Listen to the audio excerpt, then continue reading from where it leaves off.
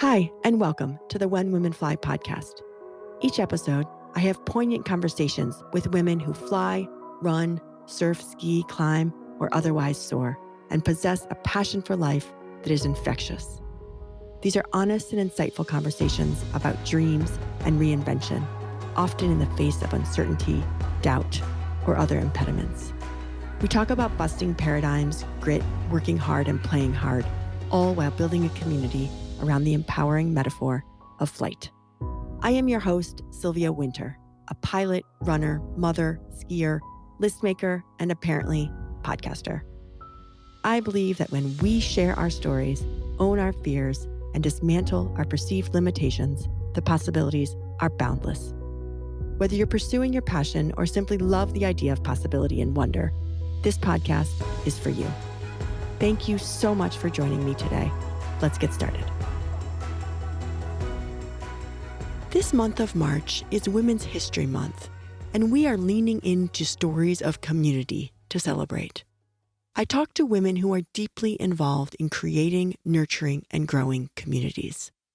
I am grateful and inspired by all the remarkable women that I get to connect with and interview. They are shaping a new narrative daily, and they show us anything is possible with tenacity, creativity, and purpose. In today's episode, I talk to Meagan Davis, an aviatrix and U.S. Air Force chaplain. After almost 10 years of working the flight line as an aircraft electrical and environmental systems specialist, she transitioned to a completely different path in her Air Force career. With a bachelor's in psychology and a master's in divinity under her belt, she commissioned as an Air Force chaplain. And as we explore the question, what makes a successful movement and a viable community, in honor of Women's History Month, I believe we reveal the existence of a very special kind of joy. In this episode, we contemplate the power of faith, flight, and community in cultivating agency and optimism amongst women and all humans. We talk about building community and turning a convincing idea, a motion, into a movement. Because not only is Meagan a chaplain and flies planes, but she took the great 2020 pandemic agitation as an opportunity to channel her presence and availability to found a wildly popular community called Women Rock Wings. We talk about awakened passions, mentors, backgrounds, paternal role models, family, and maintaining a strong sense of self in spite of being a minority as a Black woman in her many roles around aviation and chaplaincy. We traverse a multitude of emotions in this conversation, so be ready to be amazed, moved, surprised, impressed, and simply heartened by the warmth that is Meagan. As she says, no matter where you are, where you come from, or where you're going, women rock wings because we were born to soar. Enjoy this conversation with Meagan Davis. Meagan, I am so thrilled to talk to you today. Thank you so much for joining me. Thank you for having me. I'm excited to see you. Meagan, you and I first crossed paths earlier this year, I guess, or maybe it was the end of 2020, when we were both involved in a panel for a musical that was highlighting Harriet Quimby, who was the first female pilot, amongst other things. And I was moderating this panel, and you were on representing aviation now and in the future. And so, in the lens that I first got to know you, I saw you as an influencer. And then when I got to know you more, I just learned these many layers of you and your life. And I felt there is a story here. So I am just incredibly honored and delighted to have you on, and your story, your moxie, your determination, and what you are doing is really beautiful. So I'm really looking forward to sharing it. You just made me blush and all the feel goods. Thank you so much. Thank you for having me. One of the first things I think I said when I heard your voice and I came across your podcast before we even met, it's like, oh my gosh, I love her voice. It's so relaxing. And I love your energy. And definitely meeting on Aviatrix's panel officially was awesome. And it was a privilege to to be a part of it, especially because I'm not just getting into the field of aviation per se, but definitely as a pilot, I am. So just to be amongst people like you, of course, because you're a pilot as well, and just all the other people that have come before me that have allowed this space to even exist. So I'm just grateful to be here. It's neat. It's neat to be part of a community and also to be building it, which we'll talk more about. Let's talk first, though, about your childhood, because I feel like there are influences that have come up and continue to come up in different forms in your adult life. So, what did your childhood look like? Oh man. So I actually had a really fun childhood, to be honest. I know, especially where I'm from. I'm from East New York, Brooklyn. So there's only one way to say Brooklyn. I'm from specifically in East New York, though. Where I grew up, statistically didn't have the best outlook, especially in the 90s. It was very everyone, just had this assumption when they hear about where I grew up, they think, oh my gosh, the horror, statistics, all those things that make up where I am from, and I'm grateful where I'm from. And I'm not saying everything was the easiest, but I had amazing parents. My mom and my grandmother raised me, and my grandmother, well, my mom's side of family's from South Carolina, so I have very, very deep, deep Southern roots. And my father's side of family's from Barbados, so I have that mixed heritage, which I've been learning more about as I've grown up, which is amazing because a lot of Bajans actually migrated to South Carolina over the course of history, influencing Geechee Gullah culture. And so all of that is bred into me. And I was raised by women who I like to say loved me, but bred me in tough love, perseverance and faith.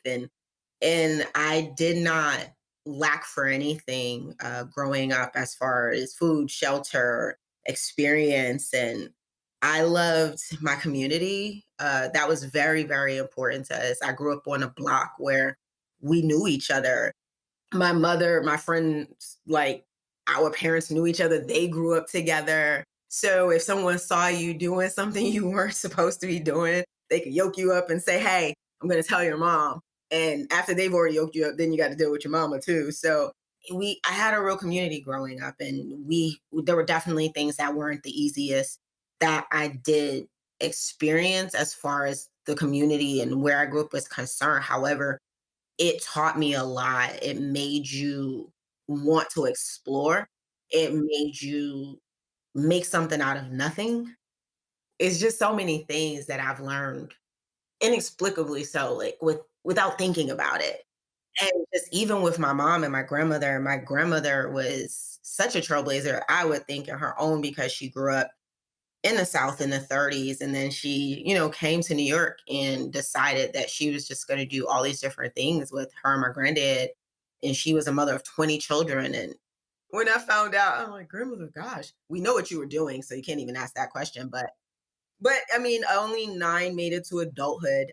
But as you know, healthcare was just different back then, mainly stillbirths, mainly, like right after they were born. So, but 9, to include my mom, made it to adulthood. And then also my uncle. He was very, very, very influential in my life, Junior. He was a Vietnam War veteran, and he taught me, in his words, this may not be the most politically correct way to say it, but he told me never be a punk. He would call me sunshine because I love to laugh, as you know, and smile. And he would always tell me, he said, unfortunately, there are people who would look at that as something to take advantage of, except to see it as something that's beautiful. So he said, never let people walk over you. And so that's what he taught me. And my grandmother really taught me what faith looked like. And my mom was vibrant and bold. And so I would think those are the 3 things that comprise my childhood and my personality right now the most. Yeah, and I would say they all have a direct influence in who you are right now. I can see each one of those. It's really, really neat. I love how you answered that question. And so how did you navigate through school and studies and end up, with the Air Force? So, first and foremost, I never wanted to go into the military. Let's just put that out there. Not in a bad way. It's just and I think this is something that I need to say. and more people need to be aware of, because my uncle, he loved the Corps. He was a Marine, like I said, in Vietnam, and he suffered from PTSD. And at the time, they didn't have, like, we were not calling it PTSD, especially when he came home. And the rest of the men who came home from Nam, they were not calling it PTSD, but they had this, and they suffered tremendously. And I'm grateful for now, and we're crossing those bridges and getting people help. And one of my hopes, honestly, is to open up a center or work with someone to name something after him eventually.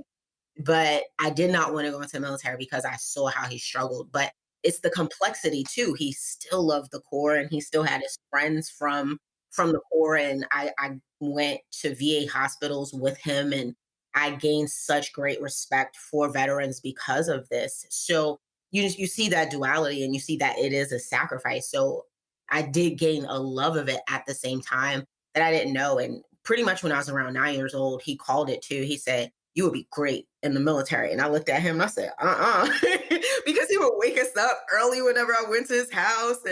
And so I'm like, oh my gosh, I'm never doing this.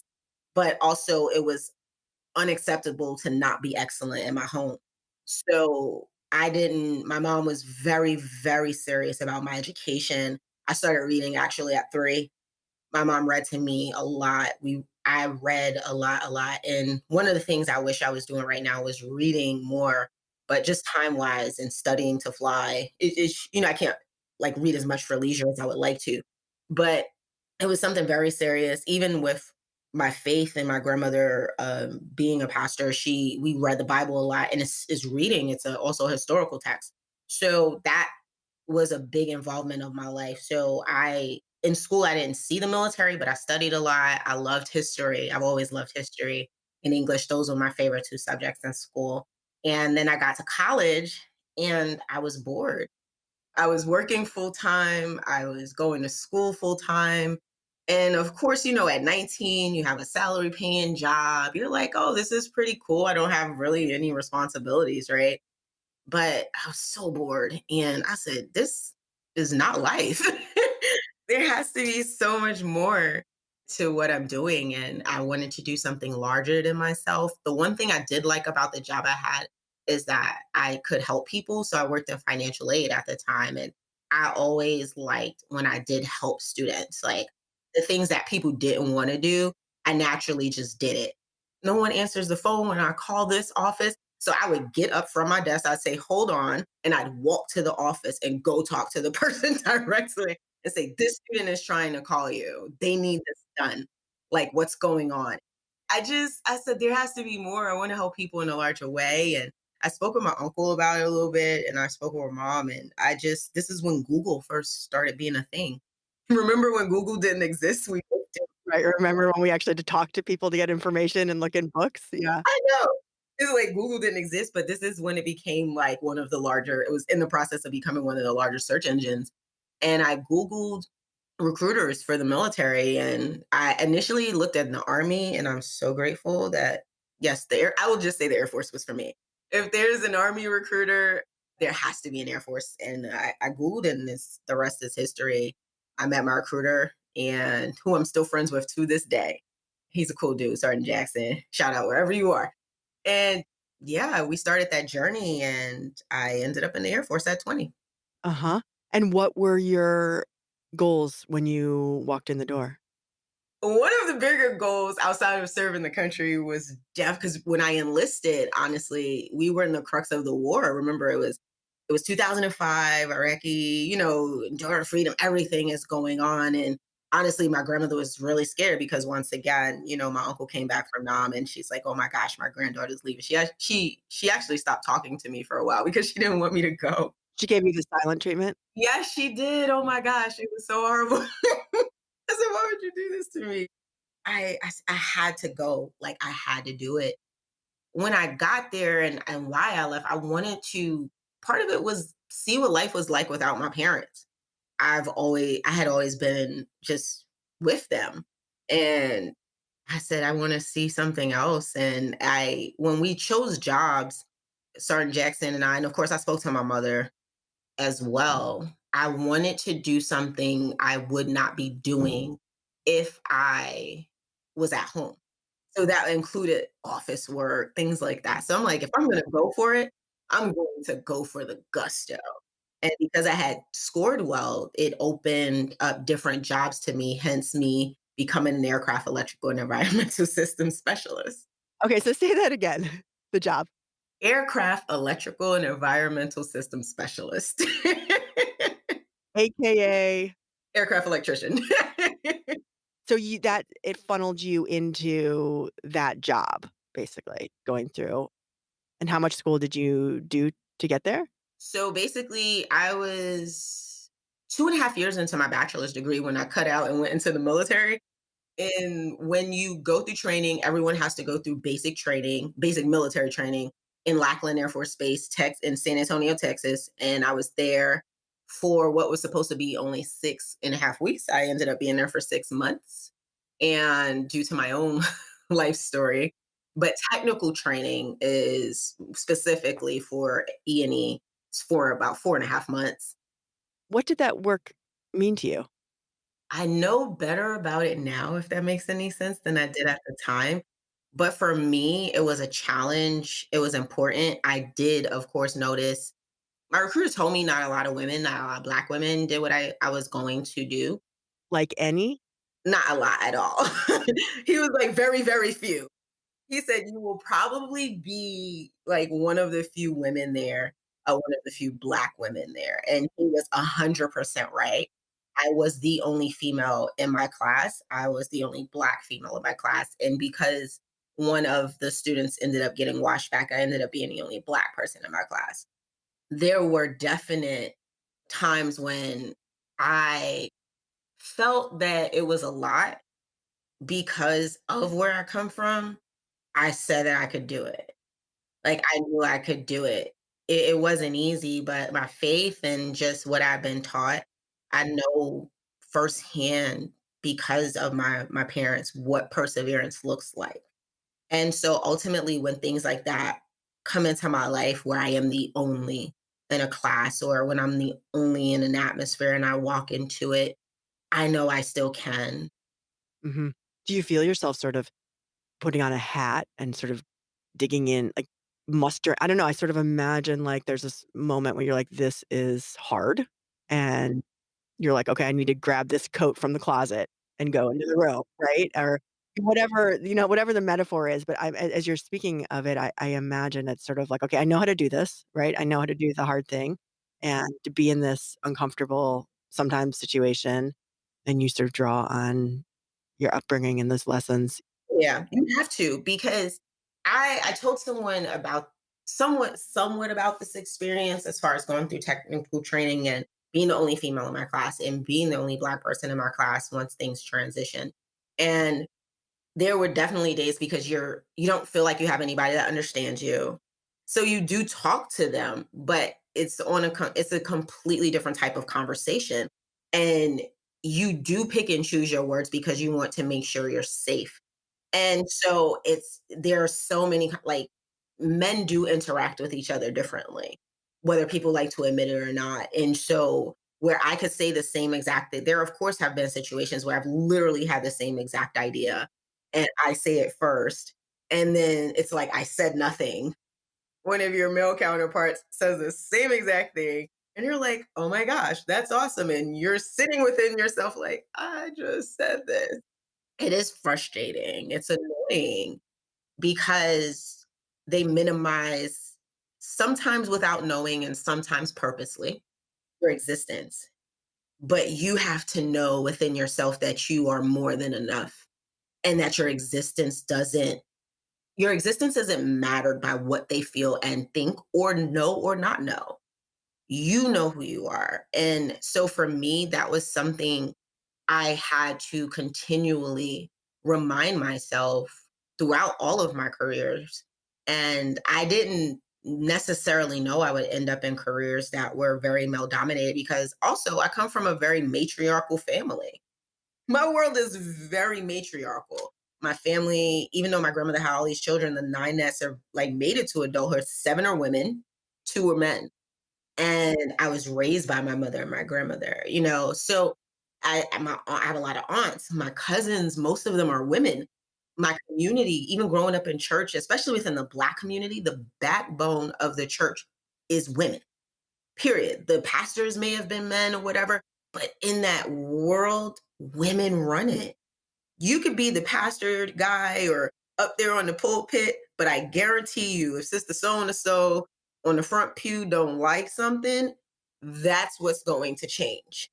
So when I walked into these rooms, I walked in with the mindset of women being exceptionally strong.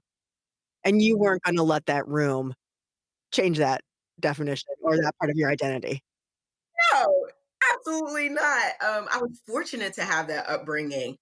It definitely has served me exceptionally well in these career fields. Of course, I'm younger, I'm 20, I don't know myself as much. I know certain things about myself I'm still discovering. So, of course, I have moments of nervousness and not being sure and can I do this? Of course you have those moments. I would be lying if I said I did. However, because my foundation was rooted and grounded in my faith and in women who were audacious, at the end of the day, when I went back into my room and probably cried a little bit, I remembered who I am. That was gonna be my next question is how did you fill your bucket? That, like, oh my gosh, I'm very close.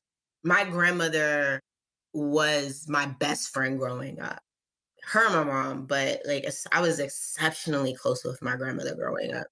And I was always around her, road trips to South Carolina, going to the doctor, going to church. And like my grandmother was a very, very faith built, driven, prayerful woman.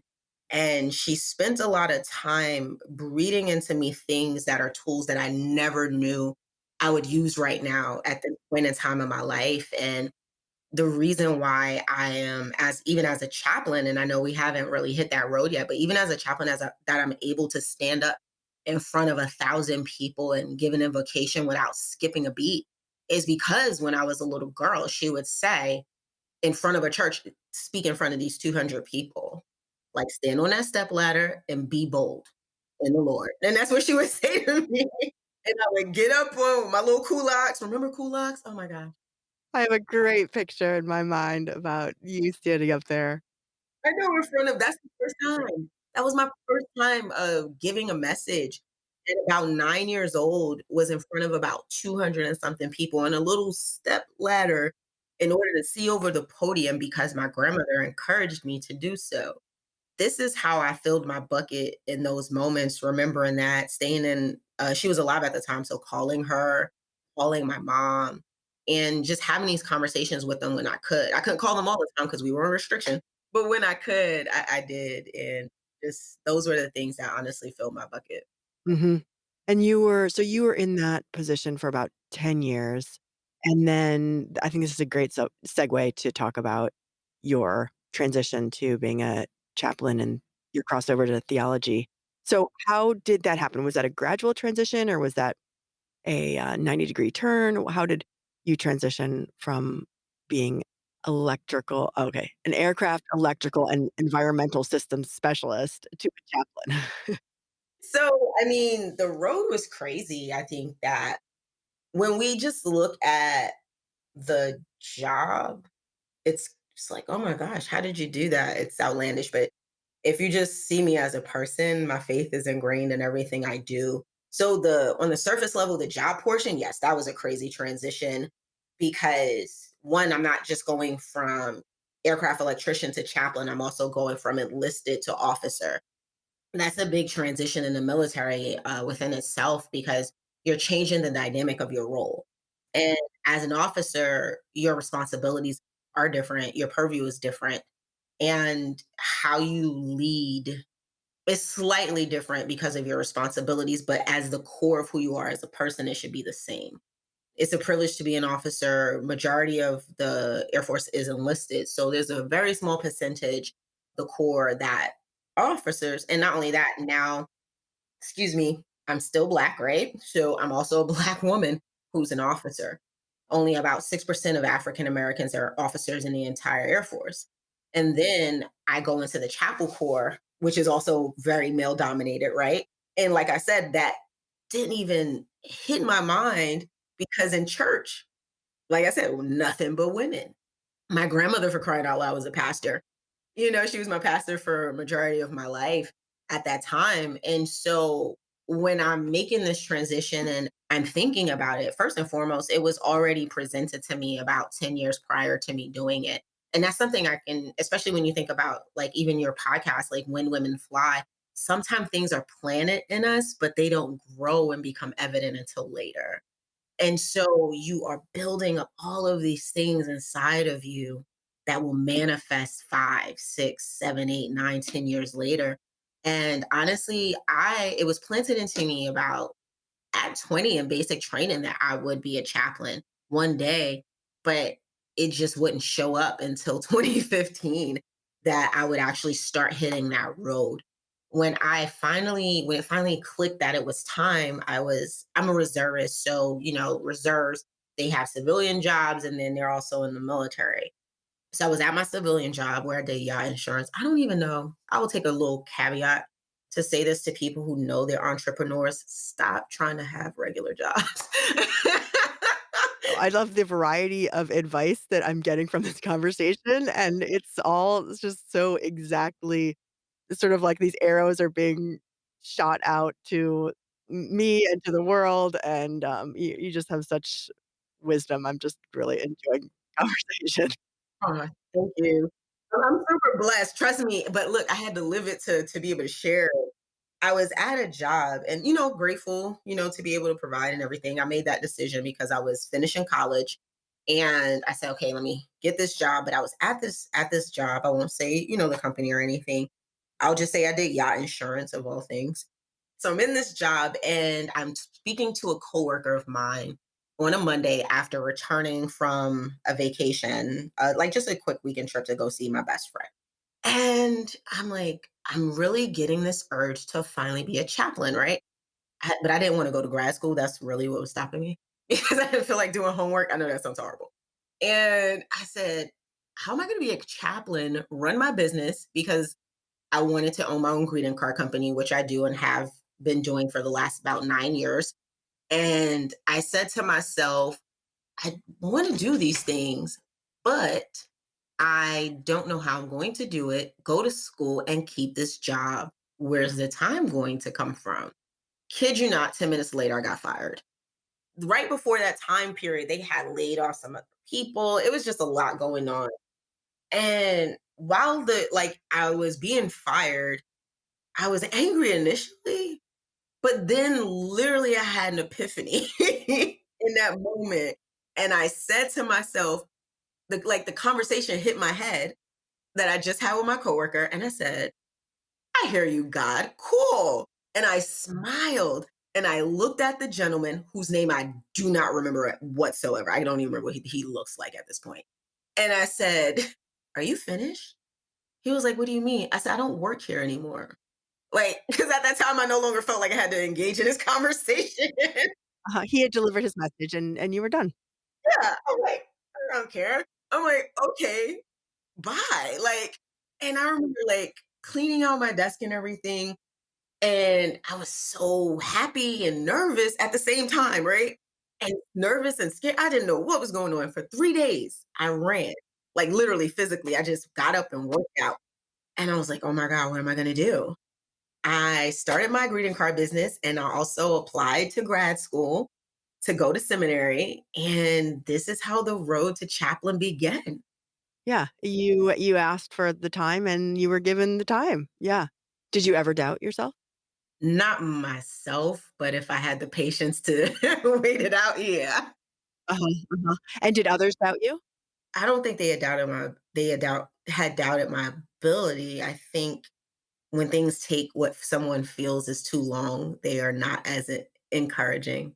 Because if you think something is only just like my flying, I was supposed to be done with my PPL last year, May, and then we had a whole pandemic, right? So the cheers are not as loud that whole year, right? If you think someone's gonna be done in like a year and a half, 2 years, but it takes 3.5 years.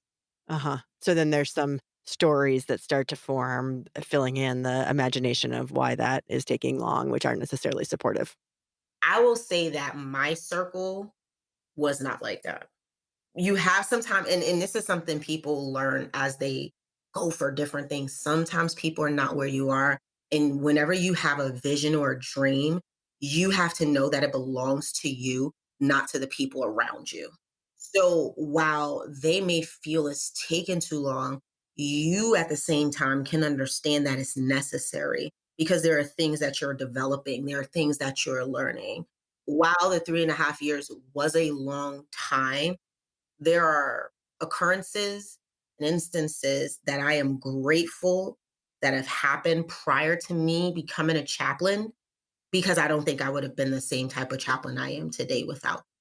As I've gotten older, I have learned to appreciate time in a completely different way. And it's not always the fastest road that is the most desirable. And that's the thing, especially now, everything is so instant and we get used to it. And I mean, I'm from Brooklyn, ultimately New York, and everything's fast in New York. You know what I mean? I'm so used to I can go out. In the DNA of your environment, yeah. Exactly. I can go if I want something right now, I could go to a corner store, right? I can go here, I can go there, and I can get it. And even within the midst of the pandemic, that's changing the city a lot. And even when you have your goals, we want it now. But oh my gosh, the beauty of what develops in you when you wait. Take the time. Yeah. What's your favorite part about that job? There's so many parts. You don't have to have one favorite. I said, No, I know. I mean, I love engaging with my airmen. I love taking care of my airmen. I really, really, really do. It's a lot. It's overwhelming sometimes. But what I love most is being grace, like walking visible grace, like walking safe place. They know they can come into my office and really say anything and really be in whatever state they're going to be in, and they don't have to be anything else but that. I love that I get to say, stop apologizing for crying. Don't be mad about the fact that you're upset. You have every right to be. I love that. It's so amazing because people need it. When you think about military, it's so many people have all different types of thoughts about the military, but I will say this after being in for 15, going on 16 years, these are humans that sacrifice a lot. And I'm not just talking about in death, because of course, that ultimate sacrifice, none of us can ever repay. And honoring our fallen will always be one of the greatest things I will ever get to do. But the daily life sacrifice of things like even I've experienced being on duty when my grandmother died, or being on duty when my uncle died. All of it, like people missing births and birthdays and first steps and all these things, the everyday sacrifice I see these men and women make, and then come and make a mission go and be the heartbeat of a mission that affects everyone globally without even us really thinking about it or seeing it. So being a safe place for them, that's my favorite part. yeah, being warmth and support and sort of helping the underbelly of that really intense lifestyle. And you're making me reflect that I don't think that the general public is in tune enough with what you're saying. They do it. I mean, one day, obviously, past this conversation, you can come and visit me one day. I would love for you to. I love my unit, but it's a very walking into chaplaincy is a decision that I definitely just did not take lightly. It was a big, like you said, it's a big transition. I mean, all of our components matter within the Air Force. We all make things go, but knowing that I literally will touch every job component, that's the biggest difference too from being an aircraft electrician. I'm with my shop. But as a chaplain, whether you're ops, whether you're mechanic, whether you work in medical, no matter where you are, whether you're a firefighter, I talk to you. Mhm. And in these environments, again, you're still Black and you're still a woman. Are you how do you hold on to that? And is that ever tested? Or at that point, is it you're always Black, you're always a woman, I mean, right? And you're in these environments that are neither nor, really. I feel like maybe I already asked this, but I just have to ask again, like, yeah, like, how and, like and then what does that bring up in you? I mean, you're so incredibly positive. I am a super positive person in general. I just choose to be happy. I just choose it. You have to choose it because life is heavy. Life is a responsibility. Life is not easy often. And more so, I'm joyous than happy. Happy to me is more, excuse me, of a fleeting emotion.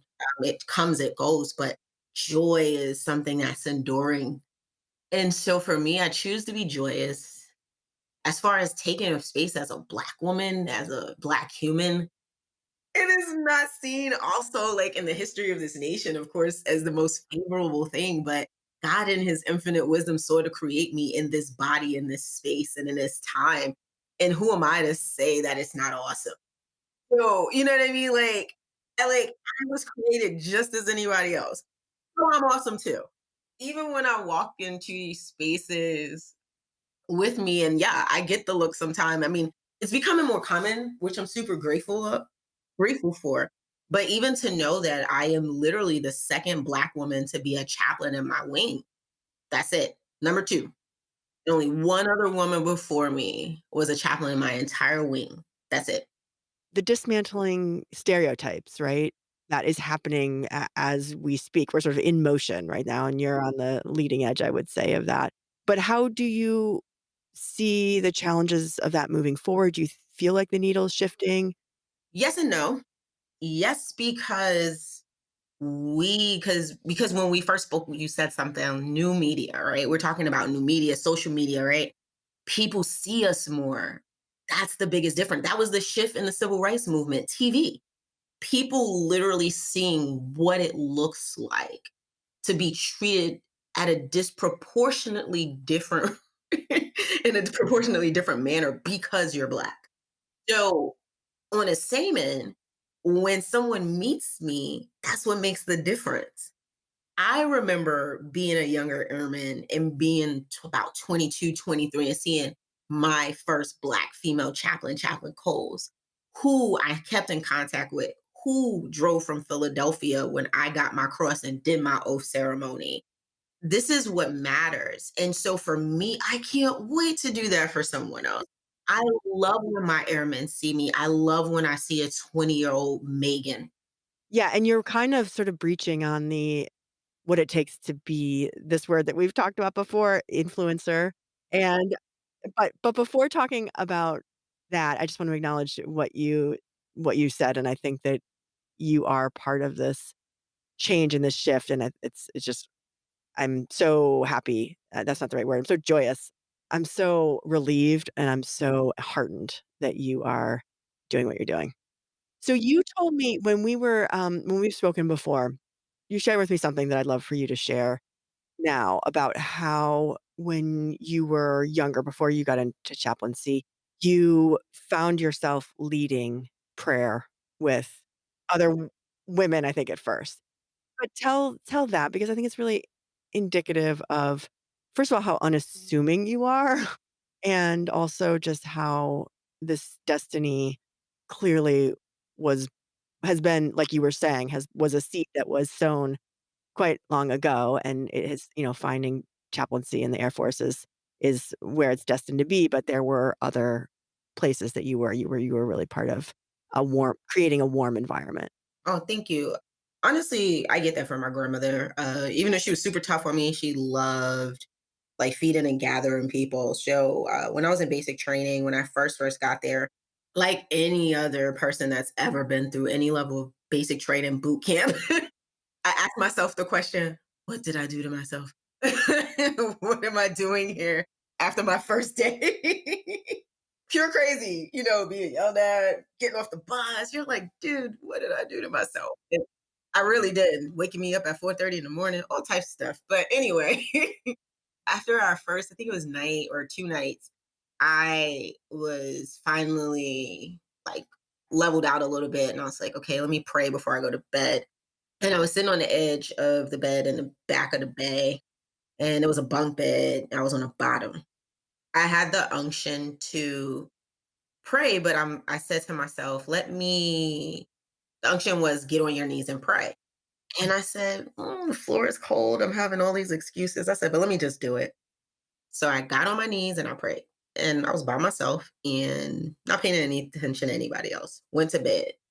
The next night, I went to do the same thing. One of my flight mates said, "Can I pray with you?" I looked at her and I said, "Sure." I'm not gonna, I'm not gonna turn down anybody praying with me. It like quickly connected that had I not gotten on my knees and prayed, he would not have known I was praying. So her and I stood together, we held hands, and we prayed. And then next thing you know, people just started like the other young women in our flight started asking, can they join us in prayer? And by the end of the first week, pretty much the whole flight was praying together. And just it was just a safe space for us to talk and say needs and desires and throw our families' names out in the atmosphere. And it was so beautiful. And I'll never forget that. And it just stayed with me through basic training. My nickname was Rev, and it just continually grew as I was there, no matter where I was. That was a thing, Bible study, prayer, young women sitting with me talking about things they had never told other people. It's, the moment that you chose to be vulnerable seemed to then have this sort of cascading effect, which I think is such a transferable story that we can use and draw from and just remember that, we are all soft and squishy on the inside. Yeah, we are. I mean, when you give yourself permission to shine, it gives other people permission to do the same. And the same with vulnerability. It's like when you show someone that you have that inside of you, it gives them permission to let go of things they probably been holding on to and were just needing a space to do it. Right. Yeah. So let's segue to women rock wings. Because I feel like, so far I could probably just finish this conversation and it would be incredible, but there's this whole other component, which is actually aviation, and you're sort of accidentally, you started this. Social and network platform. Okay, thank you. I'll let you fill in the blanks. Called Women Rock Wings, and then I'm just gonna hand it over to you because it's sort of a creation that I don't really have the words for, but you're clearly an influencer, whether you want to admit it or not. I'd love for you to just talk about the origin of it, how it came about, and kind of what you're doing. Wow. So you described it in the best way possible. It was totally an accident. Beautiful one though. And the reason why we get to meet and encounter one another.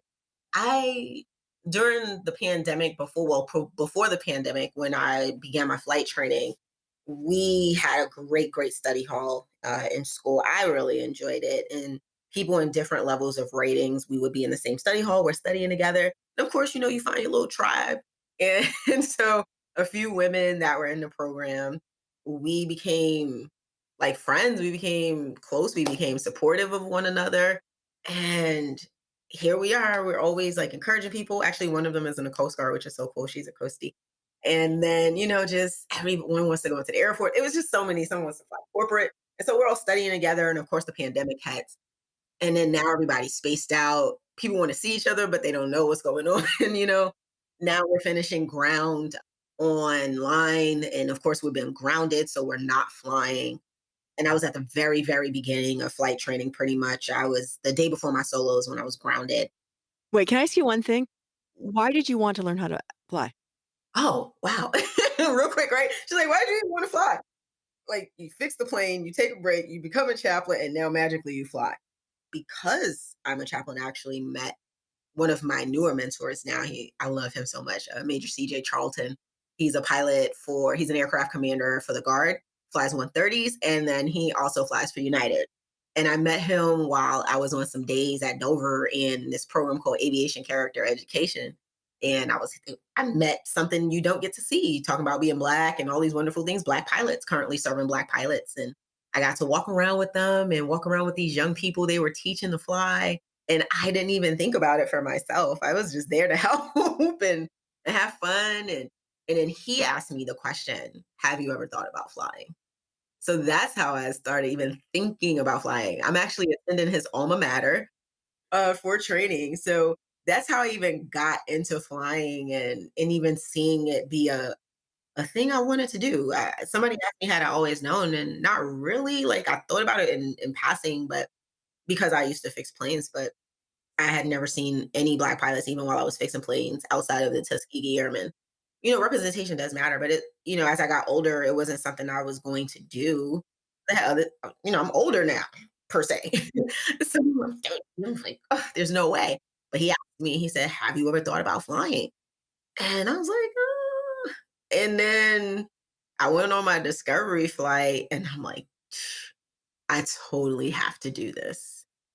I have to do it. It became a thing I had to do. So I was talking to Liz Booker from Literary Aviatrix, and she's like, "What would you call it?" And I said, an awakened passion for sure. And I'm grateful for it every day, and I'm grateful for the privilege. I think even before you talk about Women Rock Wings, the fact that we can fly, like I think people take that for granted is not something you do. Yeah, and every single time it is incredible, and it is otherworldly, and there is some connection with and I wondered this, and I wondered if you were gonna answer the question with something that did bridge or rub shoulders which with your spirituality. Because there is something, right, that you are in you have to, right? Have to. You have to know, oh my gosh, there's so many things come into flying and just the history of the creation. I mean, like yesterday, Perseverance just landed on Mars for crying out loud, right? And which is so flipping cool. Forget all these big words. Like it's so cool. Like you fly. And like you said, spiritually, like you have to have a level of comeuppance within yourself to say that you can do this thing. That is so like out of this world. Yeah, I find that this is something that I am in falling short, and I've been trying to find words and language to talk about this feeling of being, pilot in command. That's kind of the dumb way to say it, right? But what is it that, when you're flying and when you're, flying solo, and it's most clear when you're first time solo. But even so, you are in the air in this little capsule.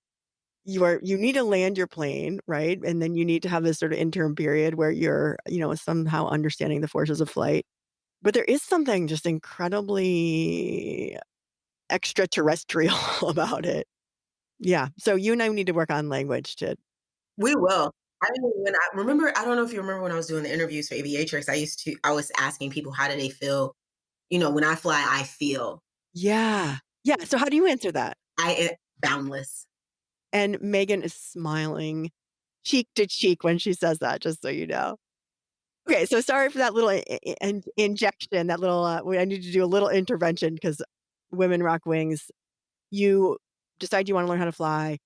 And to do that, you need to do a lot of ground school, and so you're studying, and you are studying with other women, and then COVID hits, and you're like, "Okay, how can we take this virtual like everything else in the world?" And so that is the birth of Women Rock Wings. Okay, you take it from here.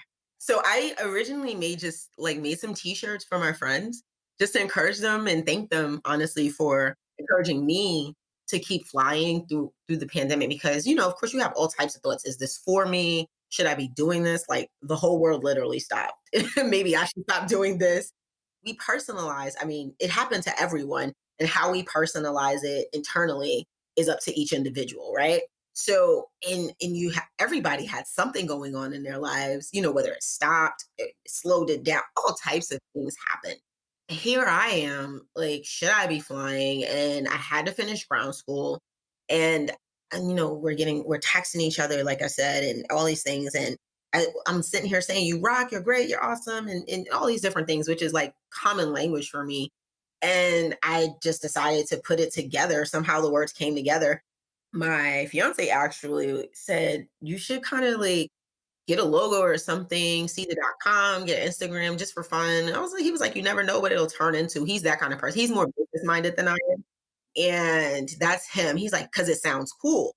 So as far as like cementing that part, that like really was on him. But I didn't do anything with the page. Like I started the page like right when that happened, and I didn't do anything with Instagram or whatever.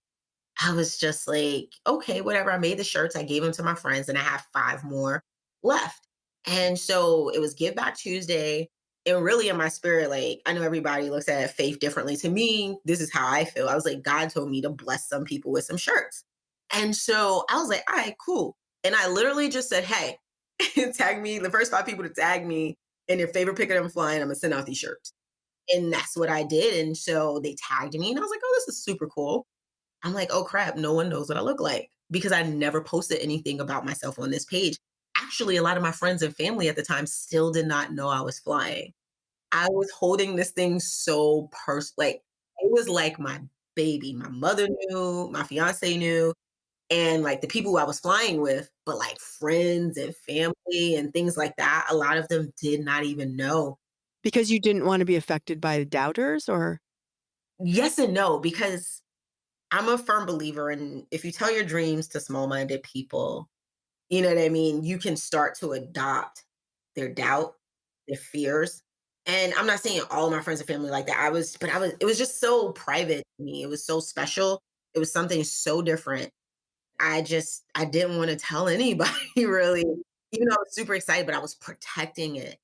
In this moment, I had to share this. So I said, okay, I wanted these women to feel safe about who they were sending their address to. So I was like, let me introduce myself. And so I made a quick video to just say who I was and say, hey, this is who's going to be mailing you the shirts. This is what the shirt looks like. I did not expect the overwhelming amount of feedback I received. It was just beautiful. I was like, "Oh my gosh, all these women are flying, really? This is so cool," you know?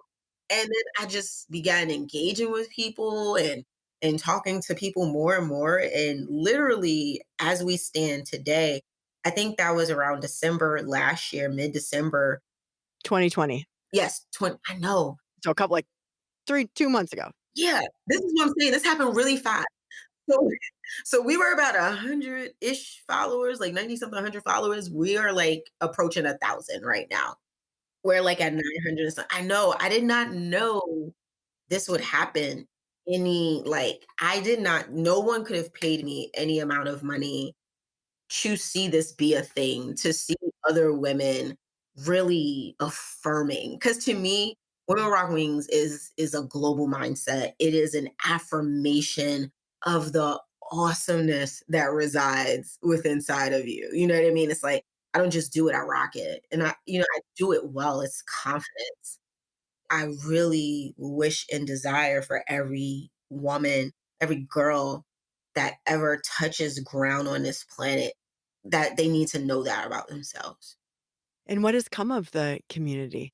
Oh man, it's so exciting. So right now we're in the midst of our first headset giveaway and we partnered with Dalcom Tech to do that. And they definitely are a company that support women in aviation. So I'm excited about that. We've been working with Women with Wings, going to Women in Aviation conference as well. But more so for me, it's about studying too. So right now we're in the process of developing group studying somehow. So I'm excited. At first I was going to push I was trying because when you start getting all this stuff happening, you kind of push. But I would encourage people to make sure you're doing it well. Don't let crowds move you in things you shouldn't be moved in. Stay true to your core purpose. Exactly. So it's like cool, but I'm like, and I wanted to push it because I'm so excited. But I really said no when the studying atmosphere comes out. I want it to be done exceptionally well, and of course, it's going to be developing over time. But also, we're also connecting young women with each other resources. Because for me, it's not about me. It's really about all of us. It's like, I want you to know who has scholarships. I want you to know who has funding and grants. I want you to know, okay, I can go to, the difference between a part 61, a part 141 school. I want you to know, say, hey, maybe this is the best way for me to pay for training or go about my training. Do I work these amount of hours? What's the route for this airline, this cargo corporate? You know what I mean? Military. What are the routes for me? Where do I fit in this world? Am I going to be an airport planner or manager? You know what I mean? Like, am I going to be on the executive board of UPS? This is what I want the community to grow into. It's cool. It's fun. I mean, like I said, the attention is really cool. I didn't expect it, but with that attention, this is what I want people to see coming from us. And not only do I want them to see that, I want them to model it. That's why it's important for me to be seen because I want all these other women to be seen, period. If it took me showing my face for other women to be seen, cool. That's what I care about. Because when we look 5 years from now, and I know you probably lead in this direction, right? When we look at us 5 years from now, just like me in the military, like I said, Chaplain Cole saw me I saw her at 23 years old. And at 30, let me see, 33-ish, she put a cross on my uniform. She put a cross on my uniform, just like the one she wore. And so when I look at Women Rock Wings and I'm about to finally finish my PPL, I want someone to look at me 5 years from now and said they looked at our page, they met with someone, and that they're in aviation, whatever component it may be. That's what I want to see. And you're clearly amplifying voices through that platform as well. And tell me about some of the motivation behind that, because I think there's a lot of diversity and inclusion involved in your motivation behind that. Yeah. So listen, like I think it's awesome that it folds into like, look, it's beautiful how everything connects, right? Like I said, I'm a prior maintainer. And so I highlighted a maintainer just a few days ago, and it's still one of our most like posts. I want when I say Women Rock Wings, it's not just pilots, it's every facet of aviation you could ever think of. You know what I mean? Just like we talked about perseverance, I just highlighted Dr. Camille Allen today, and she's a rocket designer. Oh my gosh, we share so much of this passion for highlighting and giving platforms for women's voices and stories. And so many of these women, and I'm going to include you in this bunch, you're just doing your thing and you're so unassuming, and yet what you are doing has so much power to it. What you're doing has power. Look what you're doing. You're taking our stories and you're raising their platforms. You're letting us hear each other, not just like other people hearing us, but we're hearing each other too. And it's so important for us to engage with one another. That's another thing our platforms are so important, to engage with one another, because we have been fed a lot of times, not even by women, but just the male dominant society, not our advocate males, but those who feed into their egos and who are not strong enough to be vulnerable. We are fed that we don't like each other, that we can't work together, that we can't support each other, when it's absolutely the furthest thing from the truth. You're telling me that you always tell women we're nurturing, we're kind, we're all of these things, but we can't be these things to one another and we can't uplift one another. That makes absolutely no sense. This is proving it. Megan, would you consider yourself intrinsically or externally motivated? I would definitely say intrinsically motivated and externally encouraged. I think that because of my foundation, I know how to get up and say I'm going to do something. But even though I'm intrinsically motivated, ultimately what really drives and gets things done is discipline. The discipline and saying, because being motivated kind of just is a spark, which is super cool. Like we can get up, let's get out of bed, let's go. But ultimately, the discipline to know that it will take time and the patience that you need to endure the time that it will take are the things that really get things going for me and make helps me accomplish whatever it is I need to. So I think that for many people, the airplane becomes a metaphor for liberation, and actually flying or learning to fly and pilot equates to being the operator of that liberation sometimes. And we touched on this a little bit before, but sometimes people experience a lot of anxiety up in the air. And I would say, I don't know anyone who flies who doesn't have some fear that is the flip side of the courage that it takes to get off the ground. So where do you fall on this spectrum? So when I was younger, I was actually kind of scared of flying. And it wasn't actually until I learned how to fix planes that I became less afraid of them, because I understood the sounds the plane made and all these things that flew into it. I know, yeah, it was weird. Like understanding how it worked made it better for me. But I think when we talk, I had wrote this down specifically when we talk about pilots and overcoming fear. And like I think you before you had mentioned Brene Brown, the concept of fear and courage, right? Being two sides of the same coin. She said that they're not mutually exclusive. And I would agree. because you do a lot of things afraid. And if you didn't do them afraid, you probably wouldn't do them at all. I agree that it's protection, because when you do get fearful or anything, you become cautious. It's really because you want to protect yourself. It's not because you're not courageous. It's okay. What is this thing that's happening? It's not normal, maybe. But honestly, when you fly, and when I fly, I do it afraid. Like if I'm doing this, like if I'm performing a stall, which is a maneuver where the where the wind is no longer attached to the wing, is which is really what causes the stall, and you pitch up, you're like, oh my god, the plane gonna fall out the sky, even though all these mechanisms, right?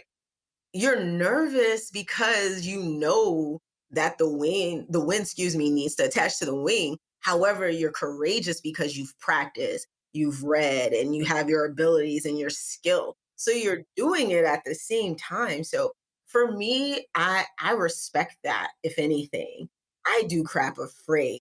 You know what I mean? Like, because you never do it. There's so many things on the other side of fear. Right. I think it's such a you got it right on. I think that when we talk about not having fear or even overcoming fear sometimes is nearly not necessarily the right way to think about it, because it's more like just holding it, acknowledging it, and then working on that courage side.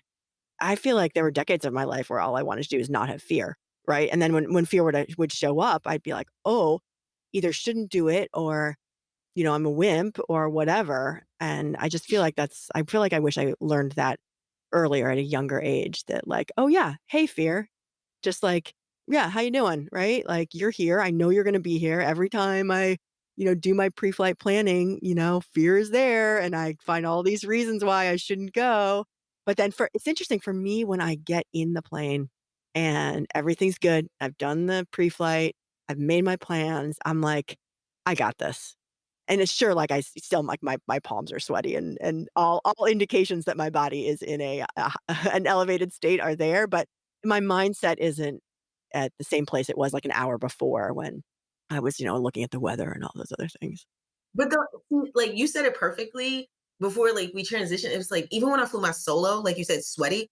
I was completely sweaty when I landed, but I still did it.